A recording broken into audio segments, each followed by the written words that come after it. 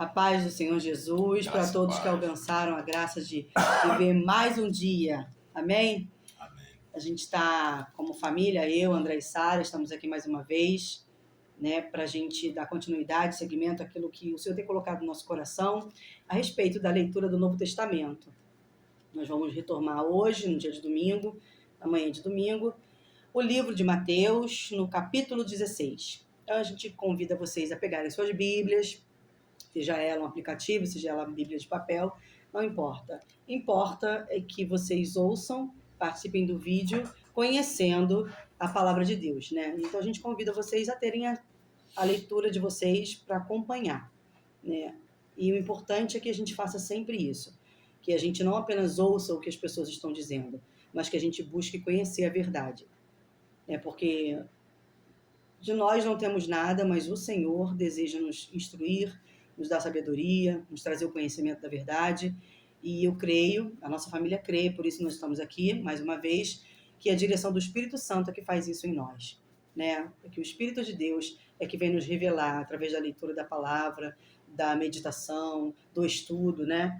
E que a vida das pessoas e as nossas vidas são alcançadas, sim, com esse entendimento que só pode vir de Deus, só pode vir do céu.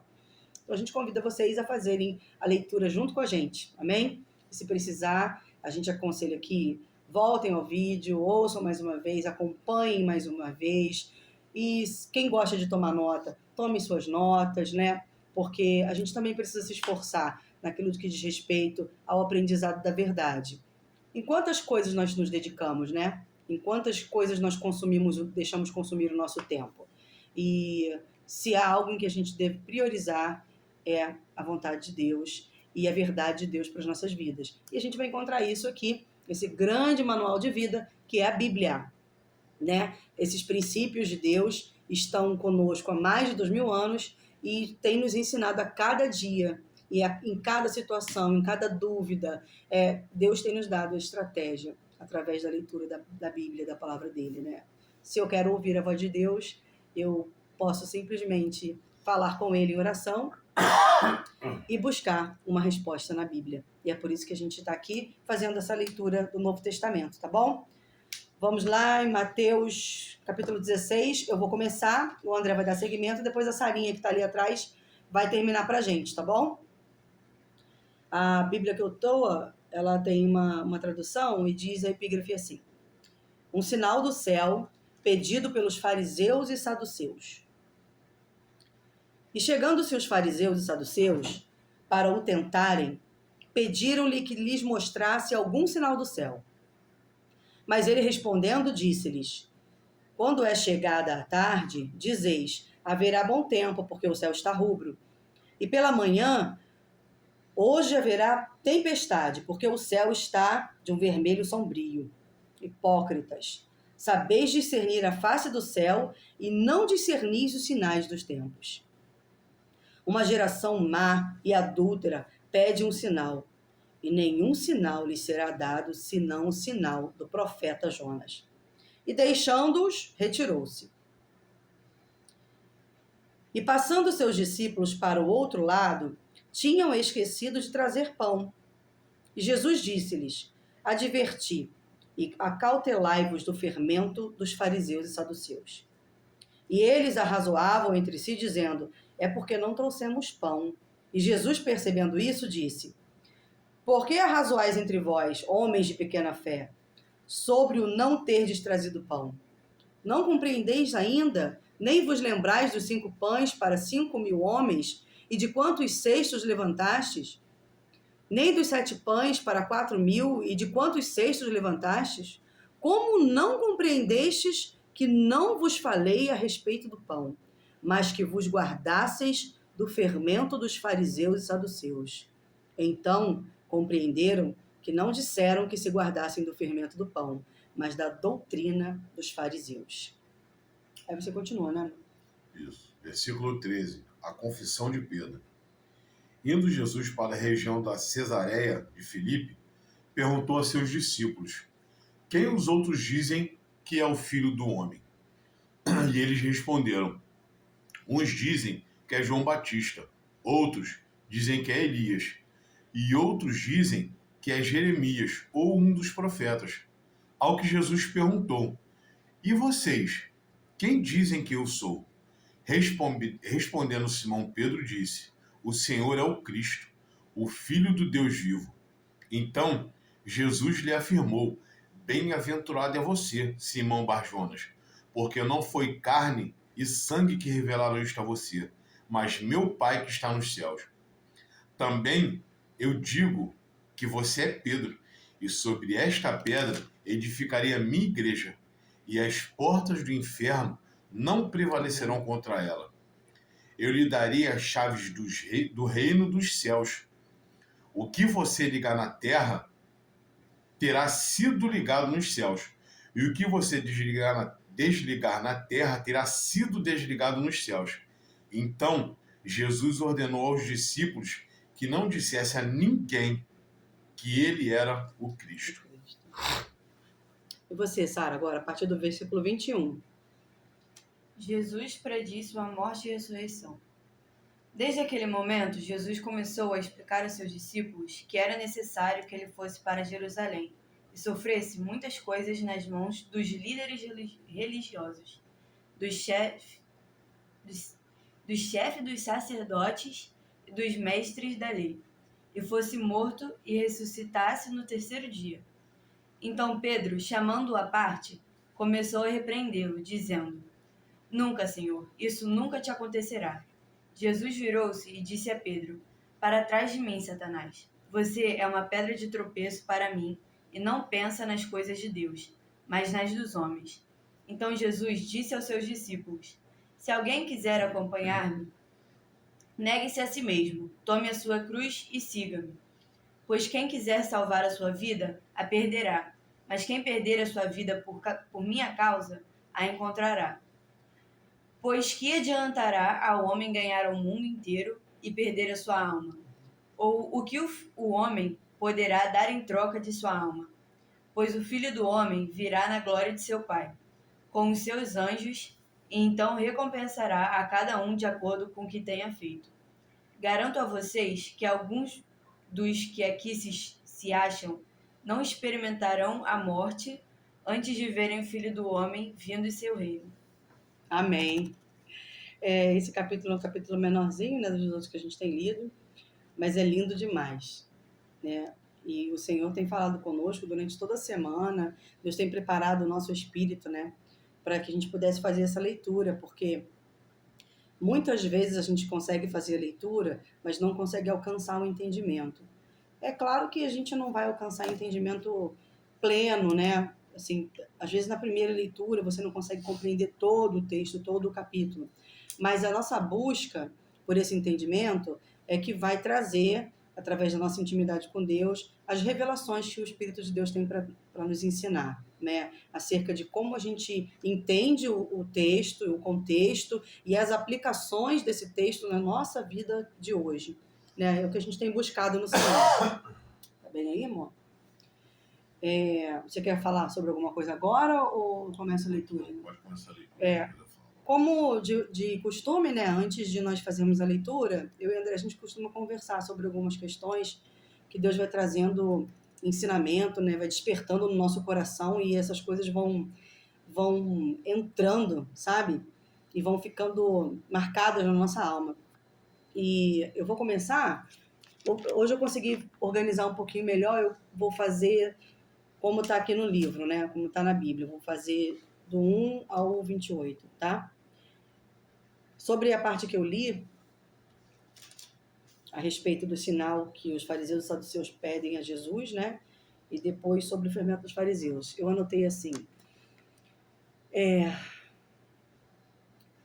Os fariseus criam nas leis e tradições, praticavam rituais religiosos e também criam na ressurreição. Mas eram guiados pela sua vaidade. Já os saduceus negavam a lei oral, e não criam na vida após a morte. Eram dois grupos de pessoas diferentes. Apesar de serem dois grupos muito diferentes, eles eram um o oposto do outro, né? Quando eles perceberam que Jesus, trazendo a verdade do Evangelho, poderia derrubar as verdades que eles acreditavam, eles viram Jesus como seu inimigo. Então eles se uniram, né, uniram as forças contra Jesus Cristo. Então criavam armadilhas, acreditando que Jesus falharia e seria desmascarado. Logo em seguida eu anotei a respeito do que Jesus falou, do sinal de Jonas, em que Jonas foi dado como morto e ficou 3 dias no ventre do peixe. E é uma referência a respeito da morte de Jesus e de sua ressurreição após o 3º dia. Também anotei assim, em João 20, 29, tem um versículo que diz assim, a parte do versículo que eu anotei: bem-aventurados os que não viram, mas creem. Porque muitos que estavam com Cristo, mesmo vendo os milagres, mesmo sendo testemunhas, né, não creram. Então aqui Jesus me trouxe uma reflexão a respeito da minha fé. Eu ainda preciso, eu dependo dos sinais e prodígios para crer em Cristo, ou eu decidi que Ele realmente é o meu Senhor e vivo uma vida com Ele pela fé, porque já que eu não o conheci como naquele tempo, né, do Novo Testamento, já que hoje eu estou num tempo, Ele me colocou num tempo diferente, apenas pela fé eu posso crer em Cristo como meu Salvador. Também anotei a respeito do fermento. A gente até em outro capítulo comentou sobre o poder, né, da ação do fermento na massa, né? E eu botei aqui um lembrete que diz assim: basta uma pequena quantidade de mal para transformar um alimento da verdade em heresia, mentira e achismos. E a gente tem que ter atenção aos mínimos detalhes em tudo que diz respeito ao ensinamento do Evangelho. Por quê? A minha opinião não vai importar, né? O que de fato importa é o que Deus deixou registrado como ensinamento. E também aquilo que o Espírito de Deus vai nos trazer na sabedoria e no entendimento do que está escrito. Porque eu não posso levantar, através da palavra de Deus, doutrinas, ensinamentos que eu acredito que são como são. Eu preciso estar sempre firmada naquilo que está escrito. E se alguém tenta trazer um ensinamento diferente disso, eu preciso tomar cuidado, porque uma pequena dose desse fermento, eu posso cair na heresia, eu posso estar sendo guiada, né, por palavras vãs. Eu preciso sempre estar atenta ao que, de fato, de verdade, são ensinamentos e preceitos de Deus. Muito cuidado, né, com os falsos profetas. E esse fermento também, muitas das vezes, pode ser a forma, quer dizer, a intenção com a qual você está fazendo a coisa. Não fazer a coisa, porque às vezes a coisa é boa, mas se a gente faz numa intenção que não é a intenção que nasceu no coração de Deus, a gente também está fermentando uma massa de forma errada. Entendeu? E isso vai, na verdade, esse tipo de coisa vai contaminar mais a gente do que os outros, porque o fermento acaba sendo em nós, não nos outros. A gente precisa tomar muito cuidado, né? A gente, desde aquela época até hoje, nós vivemos isso, né? A interferência do mal no que diz respeito à nossa vaidade. E quando a gente fala vaidade, a gente não fala de aparência física apenas, a gente fala vaidade daquilo que eu faço com a motivação equivocada, a motivação de que eu preciso receber algo em troca por tudo que eu tenho feito, né? Então, a gente tem que fazer aquela análise que a Santa Ceia sempre nos leva a fazer, né? Examine-se, pois, o homem a si mesmo, olhando para dentro e tentando encontrar onde eu estou errando, como, com quem, né? Então, essa autoanálise é uma coisa constante na vida daqueles que querem agradar ao Senhor, né? Também botei um lembrete assim, a respeito dos sinais que eles estavam pedindo, né? Eles não criam, achavam que Jesus era inimigo deles, da doutrina deles, e ainda pediam sinais. Os que estão em Cristo Jesus são do Espírito. E quem está no Espírito discerne o Espírito, pelo Espírito. E quem está na carne discerne pela carne, né? Muitas vezes Deus pode até operar os milagres e as maravilhas dele, mas se o nosso coração não estiver voltado para Jesus, isso não vai adiantar, né? A gente vai continuar vivendo de forma a negar o Evangelho de Jesus. Aí, sobre a parte que o André leu, que está do verso 13 ao verso 20, ele fala sobre a afirmação de Pedro, né? Sobre Jesus ser o Messias. E eu escrevi assim, no versículo 18 tem um ensinamento para nós, né? E todo aquele que recebe de Deus conhecimento, sabedoria, discernimento e entendimento pela revelação divina é revestido por Jesus de autoridade. Mas para quê? Para que se cumpra o propósito de Deus no céu e na terra. O próprio Deus ligará e desligará no céu e na terra. Porque a autoridade está em nós, mas o reino é dele. Ele continua sendo o Senhor, né? Passa por nós. Ele tem alegria de que nós sejamos os cooperadores na sua obra do reino de Deus. Mas é tudo dele. A gente precisa entender que o nosso lugar, mesmo sendo revestidos de autoridade, nosso lugar é de servo, né? Nosso lugar é de servir. Ele é o Deus da nossa vida. Ele é o Senhor da nossa vida. E aí eu anotei... tem aqui também escrito assim... na oração do Pai Nosso, em Mateus 6, a partir do verso 9, a oração do Pai Nosso nos ensina, né? Venha o teu reino, seja feito na terra, assim como é no céu.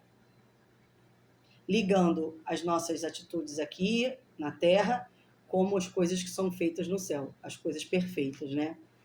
A gente não vai fazer como os anjos do Senhor, a gente não vai fazer como o próprio Cristo, mas a gente vai fazer inspirados pela ação do Espírito Santo. Cabe um raciocínio aí, né? O que vem primeiro? O eterno ou o passageiro? O que vem primeiro? O que já está construído ou o que está sendo construído? Então, quando ligar na terra o que está ligado no céu, que ela está falando, vem a nós o teu reino, o reino já existe. A gente está tentando trazer o que já existe para o que tem hoje. Essa é a diferença. Através de nós, né? Porque Deus, por amor, decidiu que fosse assim, né? Que nós fôssemos os colaboradores dele aqui na Terra.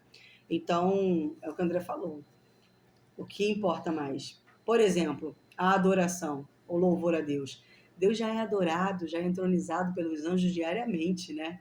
Com perfeição. A gente que não sabe nem adorar, não sabe nem louvar direito, acha que é mais importante do que alguém por isso. Não, é um equívoco nosso, porque Deus não depende da nossa adoração, né? Ele tem prazer e alegria nisso, mas ele não depende de nós. Em contrapartida, nós somos totalmente dependentes do Senhor. Se a gente tiver isso como uma verdade, a gente consegue enxergar as nossas limitações, né? Em Romanos 8, 28 também está escrito acerca de uma coisa que a gente lembrou lendo esse capítulo também de Mateus 16. Todas as coisas cooperam. Cooperam para quê, André? Para o bem daqueles que amam a Deus e foram chamados segundo o seu propósito. Quando Jesus instituiu autoridade para Pedro, ele instituiu com um propósito que o próprio Deus revelou. Então, veio do Senhor o entendimento para Pedro, Jesus deu a autoridade que ele precisava para que ele cumprisse o propósito de Deus na Terra.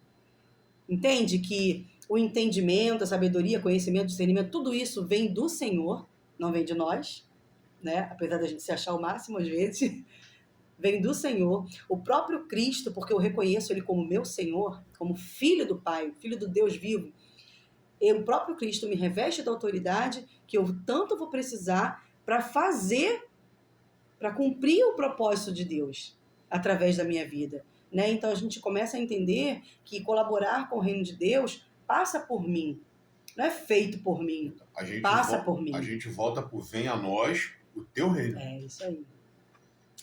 E aí, amor, eu anotei aquela pergunta, o que é a igreja, né? Que Jesus lança um fundamento, que é a obra da redenção, mas o que é a igreja?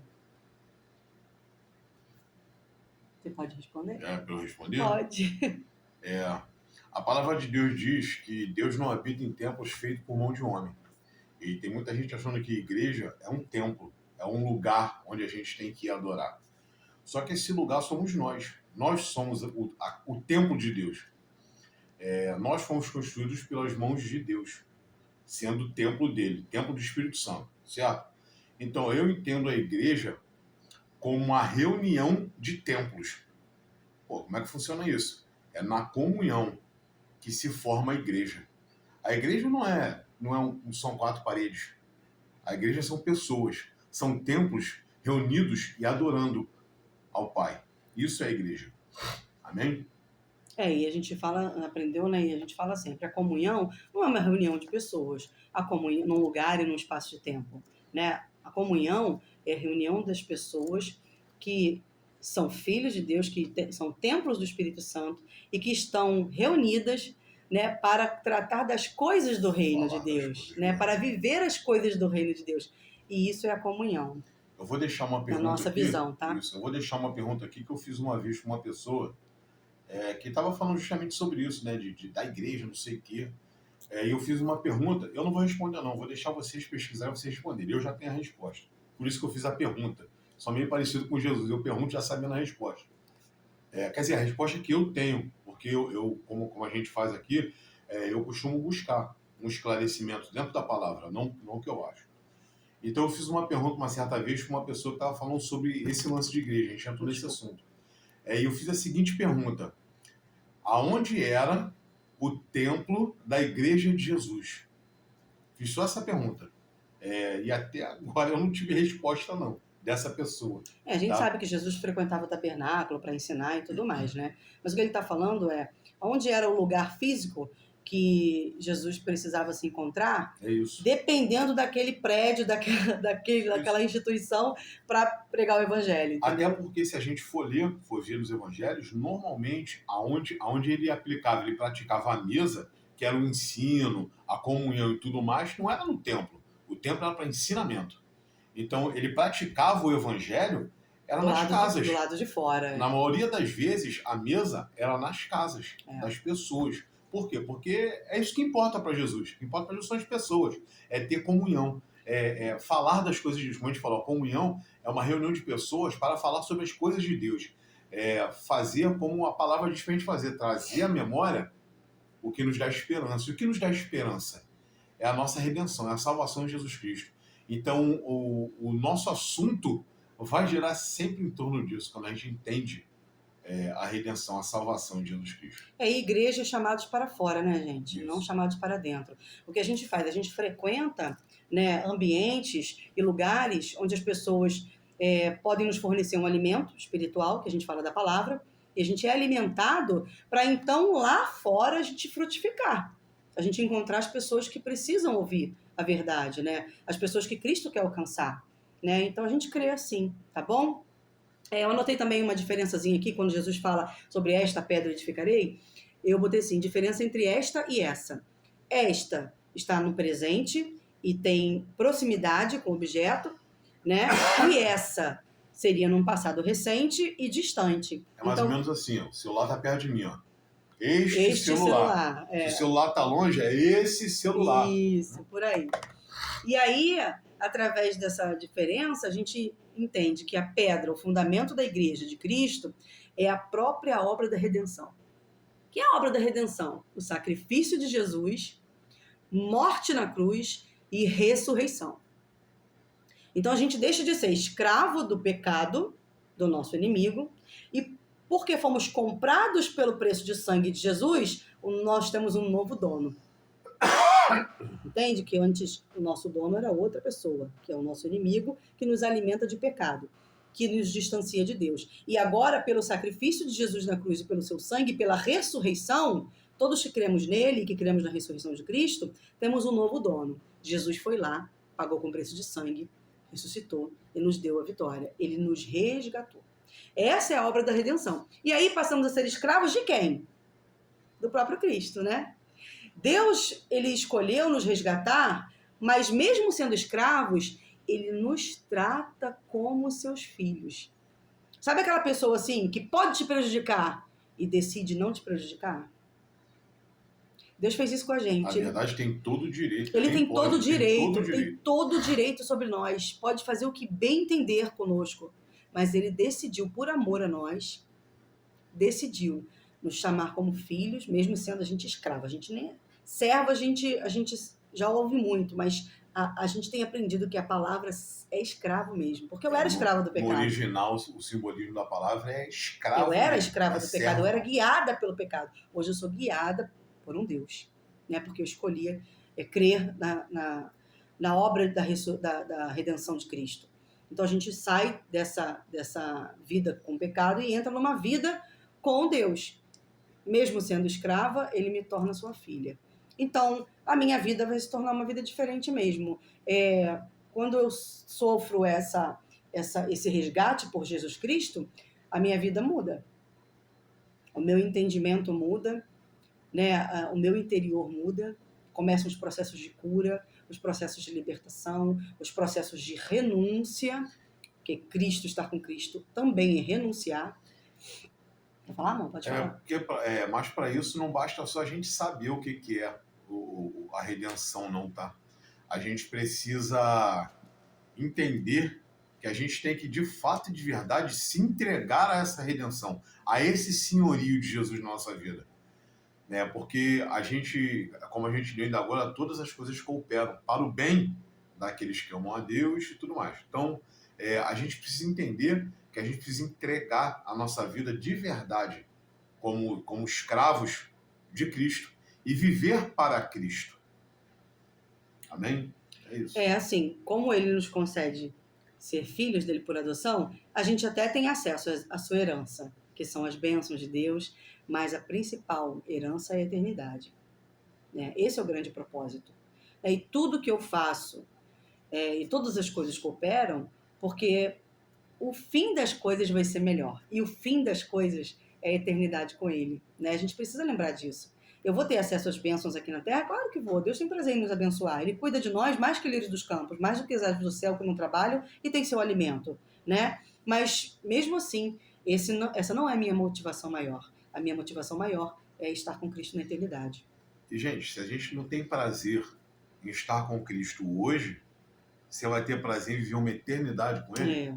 Isso é uma questão que a gente tem que pensar. Não faz muito sentido, né? Então, se a gente não encontrar, não se regozijar hoje na comunhão com Cristo, na vivência com Cristo hoje, eu não sei se a gente vai conseguir viver uma eternidade com Ele, não, tá? A gente tem que se conhecer, né? A gente tem que saber quem a gente é e o que a gente quer.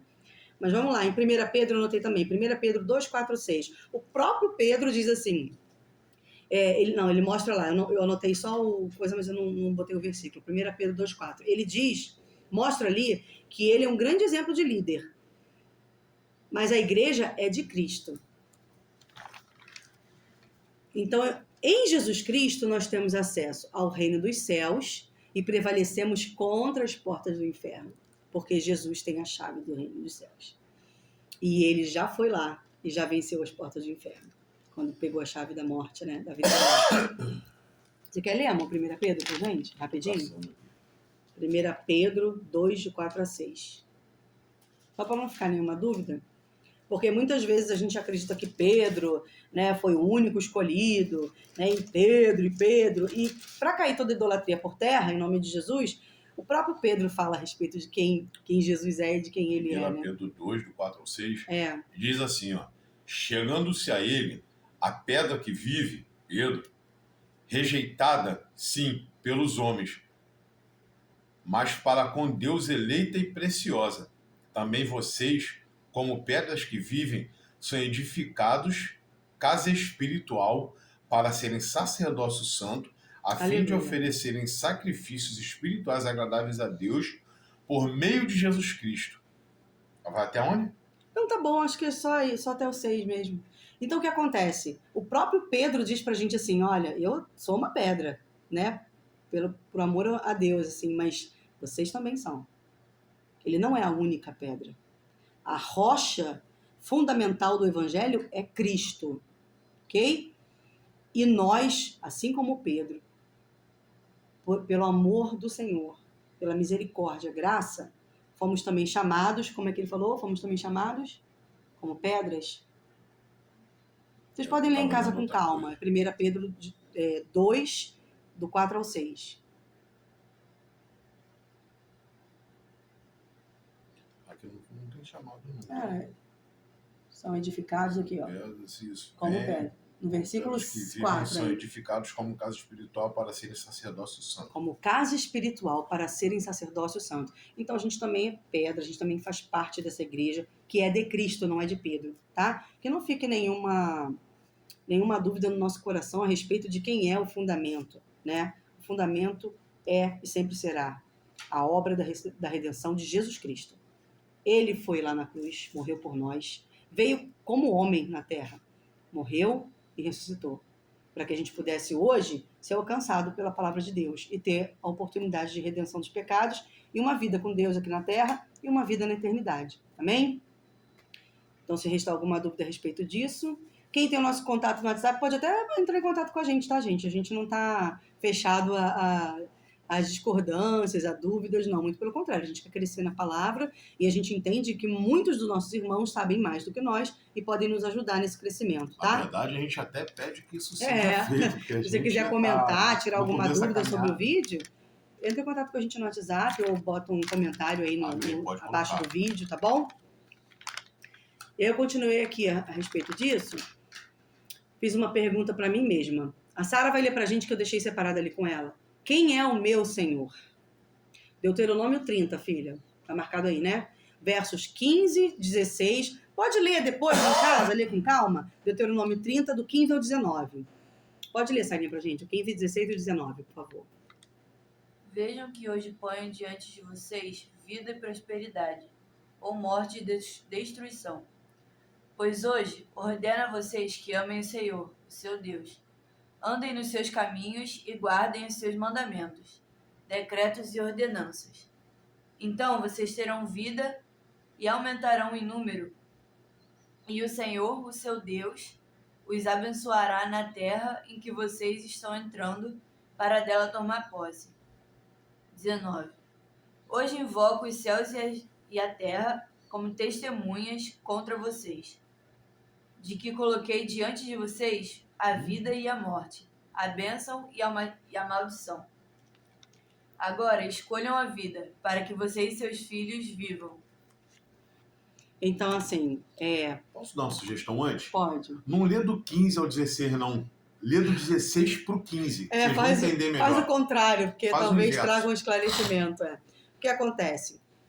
Tem promessa ali. Claro que tem promessa, né? Nós e os nossos filhos seremos alcançados pelas bênçãos de Deus. Mas isso é para aquele que escolheu.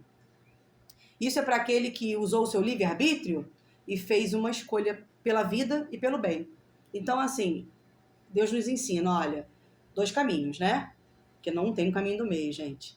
Quem chegou até aqui acreditando que tem um caminho do meio está muito equivocado. Precisa acordar, despertar, não é verdade? 2 caminhos, um de morte e um caminho de vida. Aí Deus ensina assim, mas filhos, escolham de vida, porque eu tenho tanto para abençoar vocês, eu quero tanto abençoar vocês, a vocês e aos seus descendentes. Então, ele tem o prazer de não só ensinar os 2 caminhos, mas de falar para a gente assim, por favor, enxerguem a verdade, abram os seus olhos, destampem seus ouvidos, busquem a verdade, venham me conhecer, que conhecendo a mim, vocês saberão o que eu tenho preparado para vocês. E Deus é bom em todo tempo. Em todo tempo. Ele é bom. Amém? Deixa eu ver se tem mais alguma coisa anotada aqui. Eu acho que tem da última parte da Sarinha. Anotei sim, irmãos. A Sarinha leu do versículo 21 ao 28, tá? Que fala sobre Jesus predizer sua morte. O livro de Daniel fala sobre essa profecia, né? De que Jesus viria e morreria e ressuscitaria. Vocês podem conhecer o livro de Daniel. Eu amo o livro de Daniel. Está na Bíblia no Antigo Testamento, tá bom? O profeta Daniel. É um exemplo de vida, assim, belíssimo. E ele tem um relacionamento com Deus invejável. Assim, pessoalmente, eu tenho muito amor pelo livro de Daniel, tá bom? Eu anotei, assim, meio que aleatórios versículos, mas vou ler, assim, para ver se consigo abençoar de alguma forma. A mesma pessoa em Cristo é bênção e essa mesma pessoa no pecado é maldição, quando ele fala de Pedro, né? Pedro foi tão feliz na afirmação, né? Mas lá na frente, ele afirmou que Jesus era filho de Deus vivo, né? Mas lá na frente, ele mesmo se deixou usar por Satanás quando tentou impedir o cumprimento do propósito de Deus, que era impedir que Jesus fosse morto na cruz, né? Porque ele diz lá na confissão de Pedro que Pedro seria a base O fundamento. O fundamento, que ele faria o fundamento em cima da pedra, Pedro. Lá no outro versículo já diz Pedro, pedra de tropeço. Pedras de tropeço. Ele Então, chama de pedra de a tropeço. gente tem essa dualidade no nosso espírito, né? É o espírito contra a carne o tempo todo. E aí você pode ser uma pedra de fundamento nas mãos de Deus ou uma pedra de tropeço na mão do nosso adversário, na mão do pecado, tá? Também anotei aqui do verso 24. Como Jesus, muitas vezes queremos ser poupados do sofrimento. Certamente, isso faz parte da vida de todos nós. Quando, na verdade, este sofrimento, que é passageiro, poderia nos levar a cumprir o propósito do Pai. Se eu priorizo a mim mesma e não estou disposta a conhecer o sofrimento como Jesus me ensinou e disse que aconteceria, se eu quisesse segui-lo, sacrificando pelo propósito maior, que é a eternidade, se eu não consigo sofrer por causa disso, não entendi ainda o Evangelho de Jesus. Cuidado com a tentação de viver uma vida fácil e de ser poupado do dia mau, porque a própria palavra diz que nós teremos dias maus, né? E quando o dia mau chegar, com Cristo nós vamos conseguir prevalecer, tá bom? Lá no verso 25 eu anotei assim: seguir a Cristo é um compromisso com Deus, mas dentro desse compromisso tem risco de morte. E aí, morte desta vida física, nesta terra. Mas ele nos chama para uma vida eterna, para onde o meu espírito e a minha alma estão além deste corpo, que é um corpo passageiro, deteriorável, fraco e corrompido. Foi o que o André falou lá no começo, né? O que importa mais? O que já está pronto e o que é eterno, ou aquilo que ainda está sendo construído e que é corruptível? Então a gente tem que tomar cuidado com o que a gente acha mais importante, o que a gente prioriza, né? Porque isso vai influenciar as nossas decisões, vai influenciar a nossa rotina diária, vai influenciar as nossas buscas. Aquilo que eu priorizo é isso que vai me mover. E aqui a gente aprende que a gente tem que tomar cuidado e atentar para as coisas do eterno, para as coisas do reino de Deus, acima das coisas deste mundo e das coisas materiais, que são corruptíveis. Quer falar alguma coisa? Só que a gente tem que pensar na nossa vida como um propósito, porque a gente precisa buscar o reino, como a gente está falando desde o começo. E o propósito de Deus é esse. Só isso. Tá ruinzinho, hein, hoje. Tá ruim. Coitado. Muito. Mas vamos terminar aqui. Mesmo o ser humano mais saudável e mais bem-sucedido nessa terra não se aproxima da glória da eternidade com Cristo. Mais saudável, mais bem-sucedido, mais tudo, não se aproxima nem um pouquinho da glória da eternidade com Cristo. Mas nada se compara É isso aí. com a glória que há de vir. Eu creio. Se você crê, dá um amém aí. Portanto, os nossos valores e decisões devem ser influenciados pelo eterno. A gente tem que se perguntar por que a gente está fazendo as coisas, gente. Qual é a nossa motivação, né? Justos e ímpios viverão o juízo de Deus. Uns para livramento e outros para condenação, tá? E no versículo 28 eu anotei que eles foram testemunhas da glória de Deus, porque na ressurreição de Cristo, os discípulos eles estiveram com Jesus já glorificado, né? Eles conviveram com Jesus depois da ressurreição. E aí Jesus é Rei dos Reis e Senhor dos Senhores. E eu vou terminar aqui porque Deus é bom em todo tempo e a gente tem aprendido muito. Deus tem nos ajudado muito. E eu creio que da forma como Deus tem feito aqui na minha casa e na minha família, o Espírito de Deus visita a sua casa, visita a sua vida e visita a sua família também. Amém. E eu profetizo que nós vamos continuar crescendo na palavra de Deus, nós vamos continuar crescendo naquilo que Deus tem para nos ensinar, para que a gente possa ser instrumento, eu e vocês, né, nós e vocês, sermos instrumentos, canal de bênção na vida de mais alguém. Porque a gente aprende com Jesus a repartir o pão. Deus traz o alimento. Aqui tá, aqui ó, o alimento, a palavra, a verdade, e a gente tem que aprender a repartir. Né? E a gente vai ser muito, muito mais feliz, muito mais pleno quando a gente encontra o outro e consegue repartir isso que Deus está nos alimentando, né? A Bíblia fala que Jesus é o pão da vida. E Jesus quem é? Além de o pão da vida, ele é o verbo. Então a gente tem que dividir Jesus com os outros. com os outros. Não pode ficar guardando só pra gente. Apesar de que a Bíblia fala que o reino dos céus é como um tesouro que a gente encontra e quer guardar. Mas a gente aprende com Jesus a repartir, né? E a gente crê assim, tá bom? Quero agradecer a Deus pelas nossas vidas, por esse domingo, que o Senhor abençoe nosso domingo, em nome de Jesus. E se Deus quiser, estaremos aqui. Eu acredito que a gente vai manter isso no domingo de manhã, tá?